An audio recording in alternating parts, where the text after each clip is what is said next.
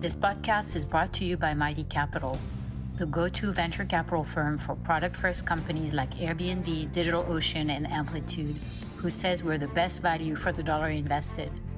Learn more at mighty.capital. Hi, I'm SC Moadi, founder and chair of Products That Count, a 501c3 nonprofit whose mission is to help everyone build great products through original research, coveted industry awards, and exceptional programming, such as this show. Products That Count accelerate the career of 500,000 product managers worldwide and helps leading brands such as Cisco, SoFi, and J&J turn their product teams into a competitive advantage. Learn more about how your company can get involved at productsthatcount.org. Welcome to Product Talk, an Apple Top 500, Webby Honoré, and Forbes Top 15 tech podcast. This program's sole focus is to define what makes a great product. While it seems like a simple question, the answers are complex. So we turn to C and VP level product executives and invite them to host interviews on the themes of building products, from maximizing engagement to prioritizing features to encouraging diversity. You'll hear these product leaders in conversations with executive peers from companies like Netflix, Coinbase, and Box. My hope is that together, we build a world where everyone uses products that count. Are you ready? Let's hear today's episode and meet our hosts and their guests. It's such a pleasure to have you here on our show. Welcome. Thanks for having me. Well, you and I have known each other for so long, so please introduce yourself for the people who don't know you yet. Yeah, so I'm kind of one of the OG seed investors. I invest way too early in startups, sometimes even legally ambiguously too early. And I tend to invest in them when they're pretty raw and pretty wild. So Twitter started out as Odeo, Twitch started as Justin TV, Okta started as Sasher, Lyft started as Zimride. And so I kind of try to find people who've uncovered the right kind of crazy and then take a crazy bet on them before there's really much to join. That sounds so exciting. So let's jump right in. Why don't you tell us a story? Pick one of those companies and tell us a bit of a founding story and how that translated into, you wrote a book recently, which I read and loved. So how did that story kind of generate the idea of like, now I'm going to write a book? Yeah, and it's like sometimes people write books because they're smart about something, but this kind of came from recognizing my own ignorance. And so I had this scenario in 2014 where Twitch got bought for $970 million, and we made 85 times our money. And the only problem was I'd forgotten I was a shareholder in Twitch. I had invested in a company called Justin TV many years before, back in 2007. And it had morphed into two companies. It had morphed into Social Cam and Twitch. I didn't really understand what Twitch was trying to do. Social Cam got bought by Autodesk. I thought, okay, that was the company. So I had to go to my investors and explain to them that we had this windfall, and I didn't even have it in my financial statements or anything like that. Should I restate my financials? And they said, no, just send us the money. And so I stepped back and I was like, 80% plus of my exit profits have come from pivots. Twitter and Chegg went public within a week of each other. Both of them were these massive pivots. And then, there's the Justin TV Twitch story. What am I doing here? Is this all just random? And should I just retire before I get exposed? And so the genesis of the book was trying to understand whether I was a lucky fool who'd been fooled by randomness, or whether there was something else to understand that wasn't really comprehended by the normal best practices of entrepreneurship. That's so fascinating. It's like the black swan, right? Make a lot of small bets that will make you lose a little bit, but then you can get a massive win. But go back to like another company story maybe, or like how did that then, or stick with Twitch? How did that then translate in you looking at all the patterns and the patterns broken patterns that you've observed? How did that translate into the key frameworks you describe in your book? Yeah, so the main takeaway that I started to understand, and this may resonate with some of the folks in your audience, is that there are there are different ways that products show up in the world, right? So there's like the iPhone 1.0, which is a brand new pattern breaking thing, right? But before the iPhone, Nokia was as valuable or more valuable than Apple was, right? And now Nokia, I think, eventually sold I don't think their phone business even exists anymore. And so the iPhone 1.0 was a revolutionary, groundbreaking product that changed the rules of the industry in lots of different ways. The iPhone 15 is an N+1 release of a product, right? And so both of those kinds of products can create value, but they create value in different ways, and they show up in the world in different ways. And so what I'm interested in is the former case. I'm interested primarily in products that reinvent industries, that redefine the rules of how competition is governed. And what I realized in studying these startups that had great success was that was why they were winning. They were delivering pattern breaking products, pattern breaking ideas to the world. And why does that matter? Well, every business is an unfair fight. And the only question is who gets to fight unfair. And in the default, the incumbents get to fight unfair because they have moats and they have, competitive advantages and customers and brands and supply chains and everything else. And so the way that a startup wins or the way that a new product wins is it creates value in a different way. It doesn't compound. It doesn't create a moat. It changes the subject. And so what was happening is the founders that were winning that I worked with, they had these radically different ideas that just couldn't be reconciled with anything that came before. It's like an idea of recent times that I like as an example is the Tesla Cybertruck. Like you might think it's the most ridiculous thing you've ever seen. A lot of people do, but nobody after looking at a Cybertruck says, how does that compare with a Ford F-150? That's like, it's either occupy the future with Elon Musk and the Cybertruck or don't. But like nobody's going to ever say, I'm trying to figure out the virtues of one versus the other. And so that's what I started to see was that the products that were winning, at least in terms of doing radical new things, were radically different because only by being radically different can you make a radical difference. And so it became all about what are the forces that an entrepreneur or product team can harness to make a radically different product rather than an incrementally better product.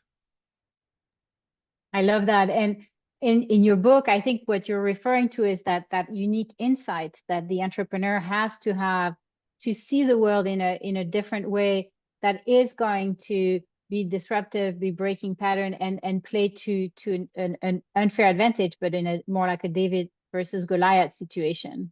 Yeah. So it's interesting, right? Like if you look at business and if you think about the future, there's two ways to think about the future. One way is to think about it as a forward projection of what's already happening. And so like when Apple introduced the iPhone, most people thought that the future was going to be the next generation BlackBerry, or the next generation Palm Pilot, or the next generation Windows Phone. And what features will it have? And will it surf the internet better? And will it have a better keyboard? Will it have faster broadband? Apple says, no, the future is not going to be an extension of the present. The future is going to be radically different from the present. The future is going to be something that can't be reconciled with what you think a phone is right now. And so why is that important? Apple did not forecast. Forecasting is projecting forward from what's known and assuming the future will be a forward projection. Backcasting is, no, for me to win, the future has to be radically different. It has to be something that can't be compared with anything that's come before. I need to work backwards from that radically different future and come back to the present, almost like a time traveler, and move people to that different future of my design. And so the pattern breaker is all about creating products like that. It's sort of puts a little bit more discipline and structure around the idea of thinking different, right? So Steve Jobs always talked about thinking different. What does that really mean? Well, I think it means harnessing inflections. To your point, it means having a fundamental insight about the future. It means living in the future in the first place. And so that the book kind of started to put some meat around, those topics and add some structure to those ideas. Right. So you have the insights, right? Someone who sees the world in a way that is potentially breaking patterns and disruptive. You have the living in the future and kind of backcasting, like working backward from that. I love that term, by the way. And then there's a third piece in your book, right? That's actually, you need a wave of innovation like the one we're living right now with AI potentially, although whatever, we can argue that, but let's assume it's true. And then the previous one that you're describing was the mobile revolution, and then before that was a cloud. So tell us about that third piece, the wave, because that's maybe something that's almost easier to spot, right? Or the easiest of the three to spot. Yeah, I think so. So like what I realized was that I like to call them inflections, but like an inflection is a change event that creates conditions for radical empowerment. It happens external to any startup, happens external to any company for that matter. And the reason it's important is it allows the entrepreneur or the new product innovator to wage asymmetric warfare on the present, right? So in order for us to have an unfair fight, we got to have some way to fight unfair.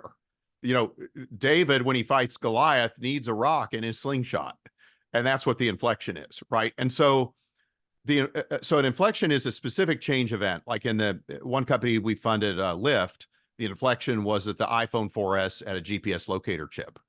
You know, as you point out, AI is all the rage right now.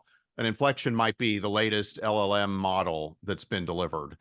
But I try to get very specific about inflections. Like, so for example, I wouldn't think of AI as an inflection or even LLMs as an inflection, because what you want is something that offers a turning point, right? Like the iPhone 4S, you could locate riders and drivers algorithmically for the first time ever. Like you could have done ride sharing the day before the iPhone 4S. You wouldn't have been able to implement the solution, even if you were right about the future. Whereas if you'd waited too long after the iPhone 4S, well, people had figured it out. Lyft was in the market, Uber was in the market with UberX. And so an inflection is a turning point of empowerment where for the first time, an entrepreneur can deliver a radically different offering that never could have existed before, that can't be reconciled with anything that's come before. And so it's spotting those inflections that's a key part of the job, right? It's like understanding the implications of an inflection. And then the insight, which you brought up earlier, is the so what. So, okay, yes, there's an iPhone 4S with a GPS chip. That's the inflection. The insight is, oh, that means you could do Airbnb for cars. And so that's where the creativity of the founder comes in, understanding the so what behind the inflections and figuring out, oh, here's something that I can offer as a product to deliver this radical form of empowerment.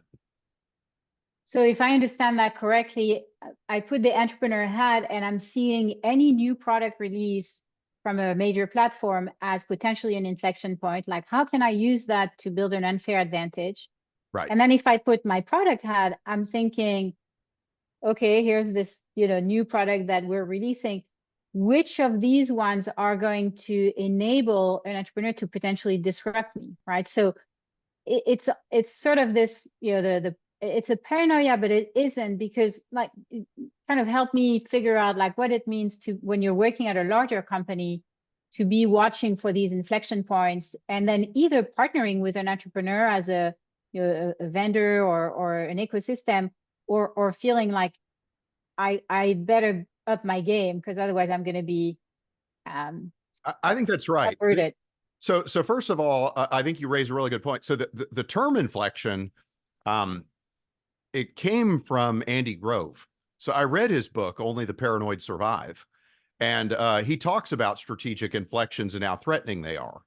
But what's interesting is Andy Grove always talked about them as if they were a threat. So usually when you study inflections in a business lens, you're studying it from the posture of an existing company that has a competitive moat that's trying to protect its franchise. And so the inflection seems like a threat because it's this kind of disruptive force that comes out of nowhere and can alter the rules and eat my business. Well, that's how a lot of people think about inflections, but an entrepreneur thinks about an inflection as a good thing. And an entrepreneur is like, yeah, that's the whole thing. I don't want a moat. I want a catapult, right? I want a catapult with a rock that breaches the moat. And so now let's say you're a big company. You can say, I'm just going to be permanently defensive about inflections and hopefully bad things don't happen to me. But I have seen big companies harness inflections in clever ways. So like Apple, returning that example, the iPhone 1 harnessed inflections, and it was a new product, but Apple was an existing going concern company. But what they did was clever. They leveraged a lot of the inflections of what was happening in mobile but they combined it with their pre-existing OS 10, and they combined it with their iTunes software and their iPod capabilities and their ability to have a widescreen video. And so what companies have that startups don't have is the opportunity to combine Inflections with an existing prior set of assets in a unique combination. And so, but like you can do it organic like Apple did with iPhone 1, or you can do it with M&A, like when Facebook bought Oculus. Would be a good example. They bought a product that was radically different from anything. When Facebook bought Instagram would be another example of this. And then you can also do it with partnering, like when IBM partnered with Microsoft and Intel around the original IBM PC. And, you could argue IBM kind of lost control of that partnership, but it was a way for them to offer a pattern breaking product. The IBM PC was very groundbreaking in its time. And so there are ways, that companies can implement the principles of pattern breaking in their own efforts, right, to turn Inflections into an offensive weapon. I love that. And it reminds me of some of the pattern breaking actions that you describe in your book, right? You have the storytelling piece, right? When you say at a large company, you can kind of pull some pieces and different products together and tell a new story, right? And then it also, you mentioned Facebook. I used to work at Facebook, and there's always kind of, people love to hate Facebook in so many ways. There's always a bit of a disagreeableness about like some of the strategic moves. So why don't we dive a little deeper into both of these? Yeah, so this is something that I learned, right? If you have a pattern breaking idea, it's non-consensus and right. It harnesses inflections. It comes from the future, and it's powerful. But like, you're as the founder, or you as the entrepreneur, or you as the product owner, you're living in a different future now. And you're going to be there by yourself if you don't convince other people to come to that future with you. And fundamentally, your idea of a different future is disagreeable, right? Like any breakthrough product is a fundamentally provocative act. It's a form of disagreement and rebellion with the rules as they are, right? It's a countercultural sort of rebellious idea. And so you have to recognize that it's not enough to just have a pattern breaking product. You have to engage in pattern breaking behaviors. And I've seen this over and over again. Justin Kahn, before he started Justin TV, his prior company was Kiko, which did an Ajax calendar. Google comes out with Google Calendar, gives it away. So he's like, okay, we're out of business. We need to sell this thing. And he sells it on eBay.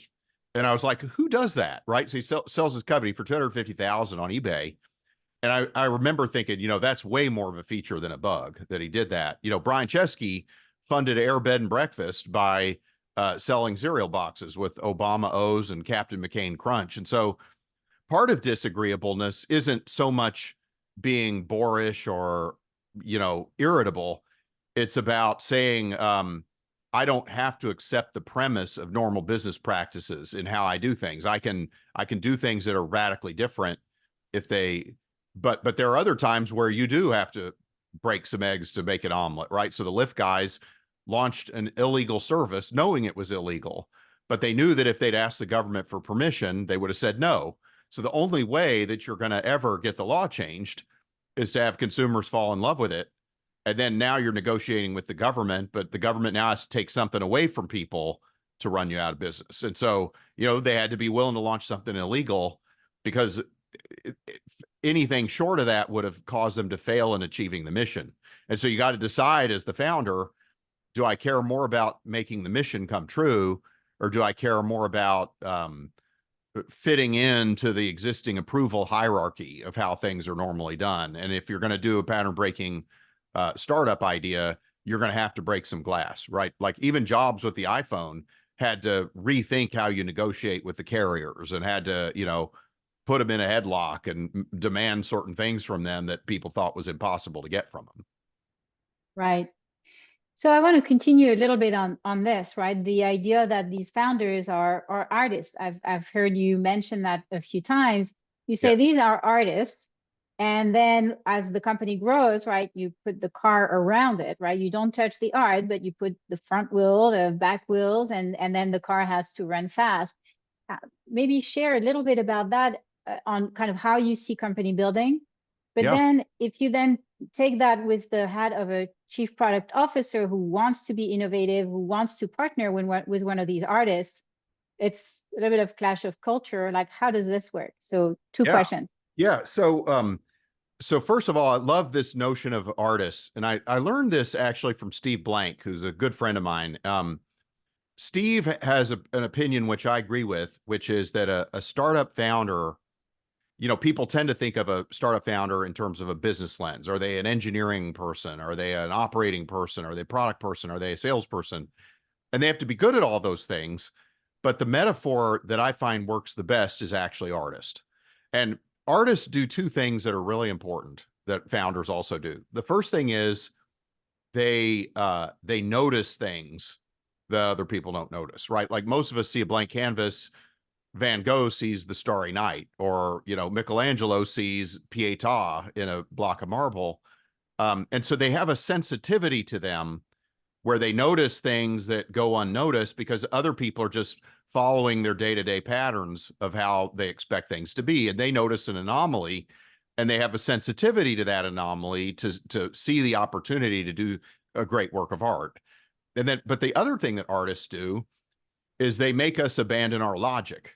And so nobody who's being rational would buy a product from a startup because it's 80% likely to go out of business. Nobody be rational to join a startup. And so people have to be willing to move to that different future, not for practical reasons. They do it for aesthetic reasons. They believe in the aesthetically better future that the founder is proposing, or in the case of the artists, that the art that they're creating. The movement of cubism is similar to like the movement of be like a local, right? And so that's where the artistry comes into play. And so, when you see Pietà, you might have studied Pietà in a Renaissance art class, but when you're there in St. Peter's Basilica and you see it, it hits different, right? You're looking at it, you're just like, wow. And so that's what startup founders do when they create these different futures. They show a different future to early believers, and those early believers can't unsee it. They're animated by an aesthetically different future in the same way that you're animated when you see Pietà, right, in St. Peter's Basilica. And so we need people like that. So then back to the question of, okay, now I run a big company. In many ways, you become asset allocator in chief. You have a set of products that are compounding, that you're building a moat, that you're increasing the profits, that you're trying to gain market share, but you might have other products that are in the 0 to 1 phase. And it's like we need to cultivate a culture that honors the people who have that artistry and that we assign them to those types of projects. And maybe we don't give it too much visibility, and maybe we don't judge it from a risk return point of view quite the same, or from a time to market point of view, or the resources it consumes. And so, in a 0 to 1 startup, usually I try to encourage people to think more through the pattern breaker lens. But like, you don't want to have the person that runs the giant division in charge of that, because they're not going to be an artist. They are going to be an operating executive, and God bless them. They should keep operating. Yes, totally. And when you're describing, what the founders do, like the artistic part, which is, projecting us into the future, it relates to one of the concepts in your book, the movement part. Yes. And then you have this, I love this idea of the founder future fit. Tell us a little bit about that, and how this applies to your world of identifying great founders, but also how it can be relevant for these product leaders. Yeah. So the way I look at it is, William Gibson, the cyberpunk author, had it exactly right when he said that the future is already here. It's just not evenly distributed. And so when Mark Andreessen came up with the Mosaic browser, he wasn't thinking about a market for browsers. He was in a supercomputer lab at the University of Illinois, tinkering with the early nascent technologies of the World Wide Web, which, by the way, had just been made legal for business use, right? So it had only been used by the government and by academia. And so was Mark Andreessen trying to think of a startup? No, he was trying to make the internet useful. And so he built the Mosaic browser because he was living in the future, and he noticed something in that future that was missing. And what I find is that's a really good metaphor for where great startup insights come from. They don't come from us thinking about the future, like as if we've got binoculars on or a telescope. They come from us living in it directly. It's kind of like everybody's living in the sand and you discover an oasis and you decide to go live in that oasis. And now, because you're living in a different place than most people, you see firsthand the new patterns of thinking, feeling, and acting that are afforded by this new technology that you're getting your hands dirty with. And it's by seeing that firsthand that you have these breakthrough insights. It's by encountering barriers and using the technology. And so then what happens is you're sitting there in the future, you've built something that's missing in the future. Very few people should believe your idea is right, because most people are still living in the present. And so what we have to do as the founder is start a movement. We have to move people to that different future of our design. And we need to start by asking who's ready to move, who's not ready to move. And we need to not spend our time with the people who aren't ready to move, because they're not going to move with us no matter what objection we address. Whereas there's another set of people who are like, where have you been all my life? I've been seeing the same future you're seeing. And it's those early people who start moving with you that create the groundswell of momentum that turns into a movement. And a market becomes an emergent property of a movement, right? As more and more people embrace the ideas of the movement, what was once a heresy becomes the conventional wisdom. And now all of a sudden the startup isn't a startup anymore. It's a company, and it's a new market, and it's the category dominant company in that market. I love that. So I want to put this in practice. Like, let's go back just 3 months, right? Not 3 years or 10 years, 3 months, and tell us about the recent founder you met and an investment you made, and how did you see things that other people don't see in that person? What made them an artist? Like, put that in a little bit of color with us. And for both entrepreneurs that you'd love to have a conversation with, and for product people, so that they actually get to see the world a little bit the way you do. Sure. So there's a guy named Trip Adler who started a company called Scribd, and he was the CEO for I think like 15 years, and had it at about 200 million in revenue. And recently we were having coffee, and he says, I'm almost embarrassed to pitch this because I don't really have a pitch. But when I was at Scribd, I worked with all the publishers, and I see all of this drama around OpenAI and Scarlett Johansson and stealing content to feed the LLMs to train them.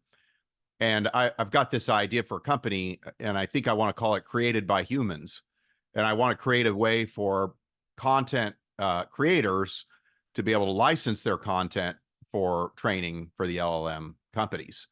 And so, if you're an author of a book, for example, you could upload your book's content to Created by Humans, and then it can create a marketplace where all the LLM folks, or anybody for that matter who wants the AI rights, could license those rights.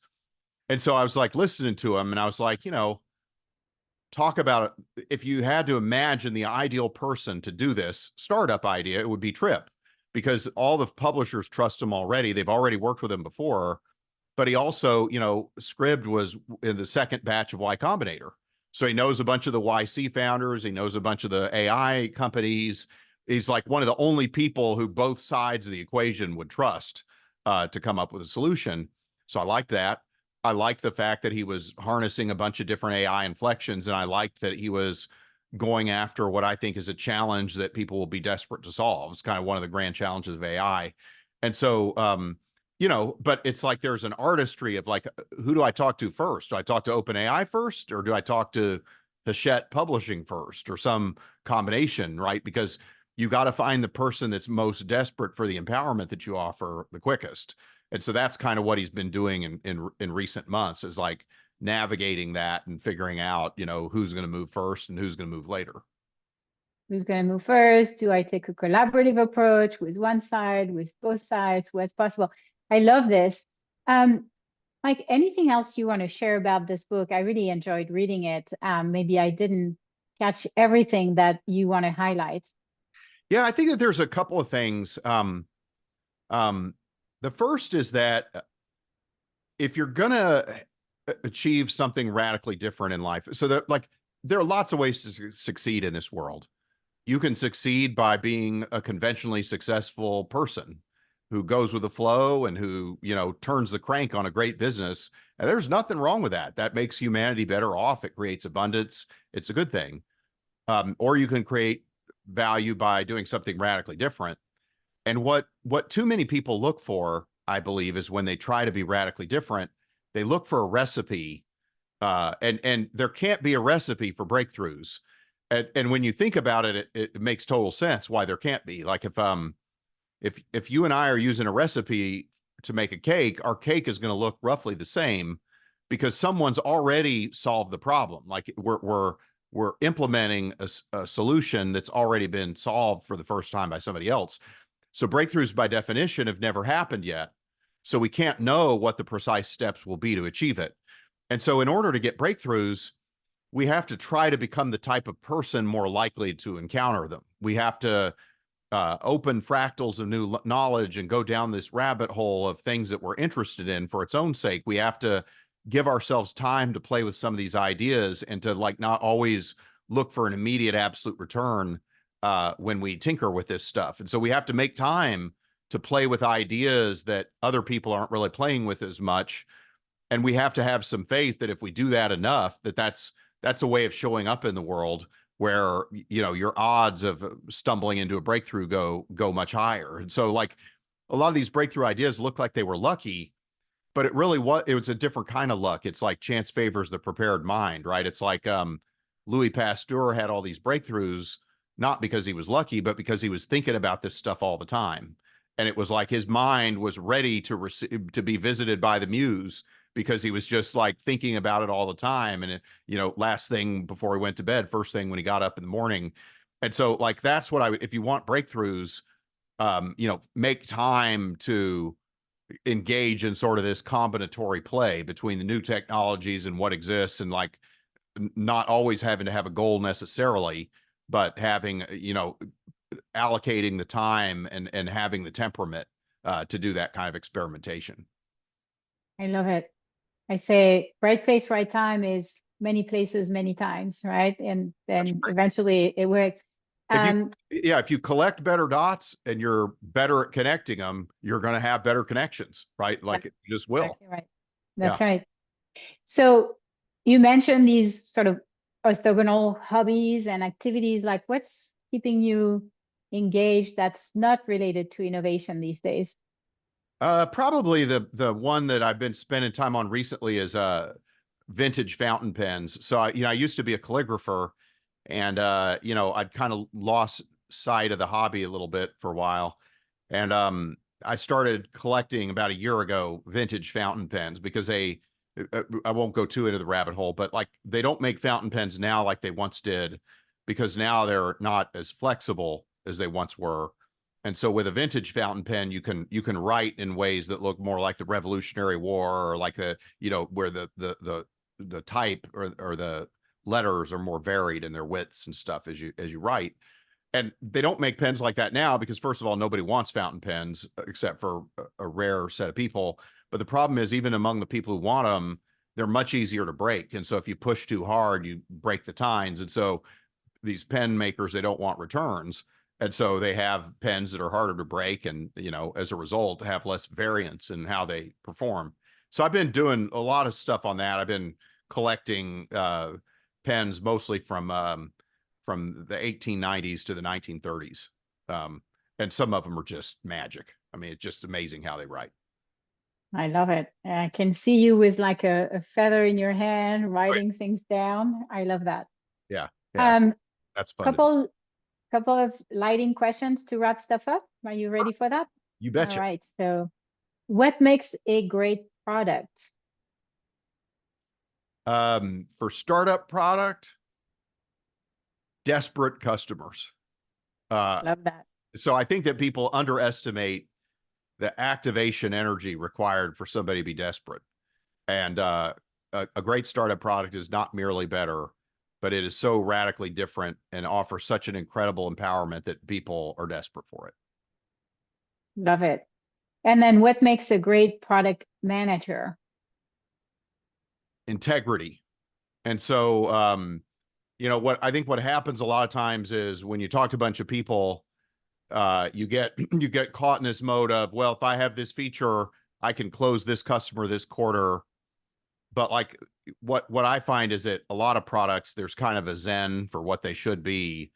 and there's features that sort of allow you to lean into your insight and into what the product really should be, what it wants to be.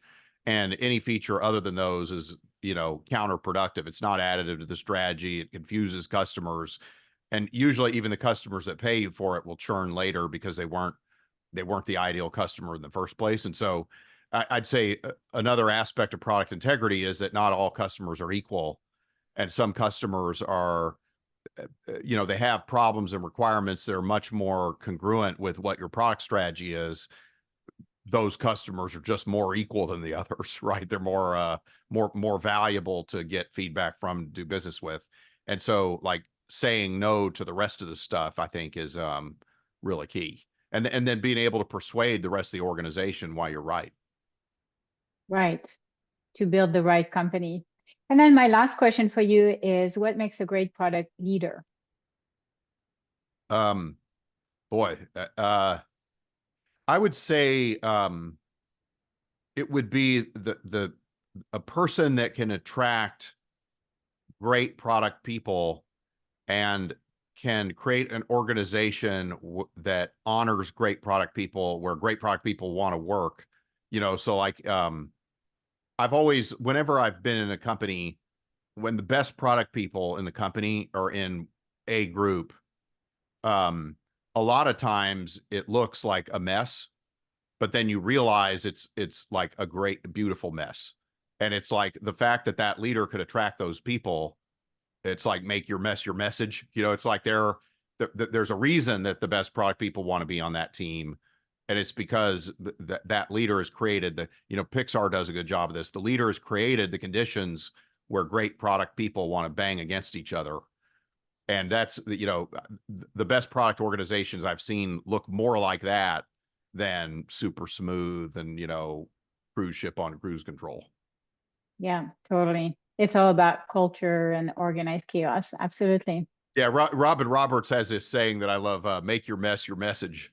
And I think there's a lot to that. That's a great way. That's a great way to wrap up. Mike, people who want to get in touch with you, entrepreneur, product folks, like what's the best way to Yeah, be so in so I'm contact? on so there are three things. So got a book, Pattern Breakers, right? Got a Substack, patternbreakers.substack.com. And then my Twitter handle is @M2JR. I guess now I need to call it X. So so that's where I send zeets instead of tweets. Amazing. Cool. Love it. Thank you so much. It was really fun. I learned a great deal, as I always do when we chat, and really enjoyed the chat. Thanks, SC. Good to see you again. This is SC Moadi again, founder and chair of Products That Count. Thank you for listening to this episode. If you like what you heard, be sure to leave us a review on your favorite platform, including Spotify and Apple. And please check out our other resources at productsthatcount.org. They're designed to accelerate your product career and make product the most important function in business. Until soon.